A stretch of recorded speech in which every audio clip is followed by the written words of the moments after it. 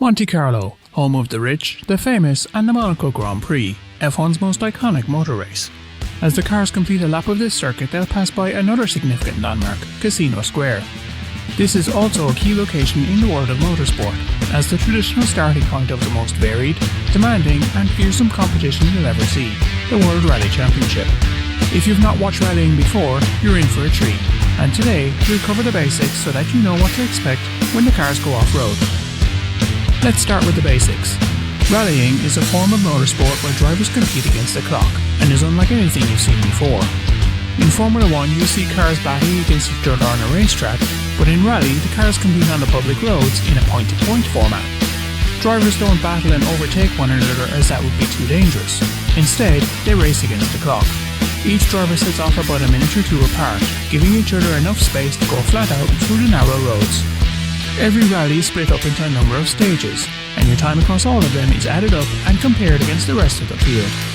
A rally will often take place across a number of days, instead of a few hours like in Formula 1. Another thing that's different to Formula 1 are the cars, which are both simple and complex at the same time. The key takeaway here is that rally cars are highly modified versions of the road cars you see at home. That's always been a core part of rallying for well over 50 years. More often than not, the only component that carries over from the road car is the shell.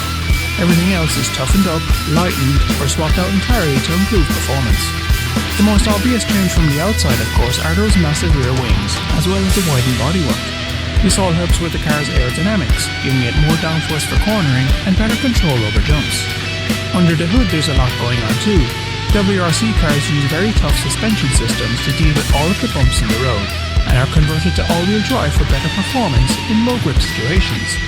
In 2022, the top class of WRC also introduced hybrid power, just like in Formula 1. When the cars brake, they store energy into a battery, and the driver uses that energy to go faster. Despite all this fancy technology and incredible performance, however, the cars are still road legal, and if you're in a country where they're racing, you may even see them in traffic between stages. In most forms of motorsport, the racing happens in a contained and dedicated area. While the layouts may change, most racetracks come in two flavours, closed-off circuits and street courses. WRC is far more varied, however, touring the world and giving drivers new and unique challenges with every event. The season starts at Monte Carlo, but not on the streets of the Grand Prix. Instead, the rally cars head up the mountains to tackle narrow roads full of snow and ice. From there, the crews head to the high-speed snowy forests of Sweden, the patchy concrete and tarmac of Croatia, and then the brutally tough gravel of Portugal, Sardinia, and the safari rally of Kenya. Throughout a season, the drivers will have faced every condition there is to offer, taking on tight hairpins, massive jumps, dense fog, heavy rain, dark nights, and so much more. It takes a special kind of talent to succeed in such a challenging environment, which is why the best are the ones who are brave, adaptable, and true masters of driving. Throughout the WRC's 50-year history, many legends have taken to the wheel. Colin McRae's a name you may have heard of, Tommy Mäkinen too. Going further back, you have drivers like Walter Roll and Hannu Mikkola who tamed the wild beasts of the 1980s, and the modern era has its fair share of talent too. Sebastian Loeb is the most successful rally driver of all time, winning 9 world championships. In recent years he's tried his hand at rallycross, Dakar, Extreme E and many other things, and in 2022 he makes a return to rally with the M Sport Ford team. He'll be competing part-time, but expect him to be fighting for victories. If Sebastian Loeb is like the Michael Schumacher of WRC, Sébastien Ogier can be considered the sport's Lewis Hamilton. An 8-time world champion, Ogier is considered a complete package, somebody who rarely makes mistakes and knows the right balance between risk and reward. Like Loeb, he'll also be racing part-time, but expect his Toyota to be on the podium whenever he competes. Behind these two heroes lie several other drivers who are equally as brave and talented behind the wheel. The field as a whole is incredibly close, with days of rallying often decided by seconds. Some drivers will be experts on gravel, others on tarmac, and some are all-rounders who will take on anything you throw at them. These drivers are not alone on the road, however, with their co-drivers playing just as big a role in their success. Every motorsport is a team effort, however in most there's only one person in the car. Rallying is different as you have 2 drivers, each with an important role to play. While the main driver does the obvious, the co-driver has their eyes on the road ahead, using a complicated language of commands to allow the driver to go flat out. Corners go by so quickly on these narrow roads that drivers need a fast and clear way of understanding what's ahead of them, and unlike in circuit racing, you can't learn hundreds of kilometres of public road that easily. Together with a co-driver, they develop a pace note system, which describes every upcoming corner with only 2 to 3 words. Let's look at an example. 200, 4 right into 3 left long, hairpin right, rocks outside. The 200 is the distance to the next set of turns, usually in metres. Each corner is given a rating depending on how tight it is. A 1 would be a fairly tight turn to take, whereas a 6 would be a bit faster. In this case we have a 4 which isn't too tricky and goes to the right.